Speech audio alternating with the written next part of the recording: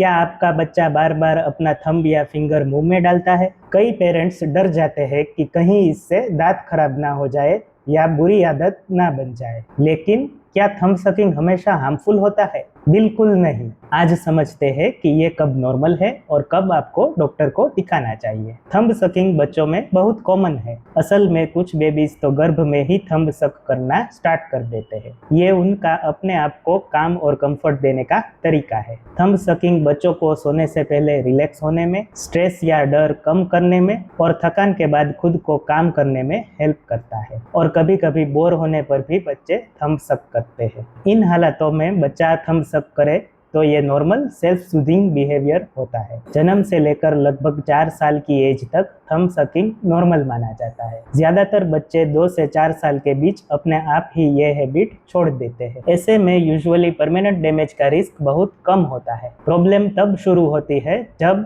बच्चा 4 साल के बाद भी रेगुलरली थंब सक करता हो या परमानेंट दांत निकलना शुरू होने के बाद भी ये हैबिट कंटिन्यू रहे, या बच्चा दिन भर या बहुत फोर्स से थंब सक करता हो। याद रखें कि एज के साथ साथ बच्चा कितनी देर और कितनी जोर से अंगूठा चूसता है ये भी इम्पोर्टेंट है। अगर ये हैबिट बहुत टाइम तक कंटिन्यू रहे तो कुछ प्रॉब्लम्स हो सकती है। ऊपर के दांत बाहर की तरफ निकल सकते हैं। दांतों के बीच गैप या ओपन बाइट हो सकता है।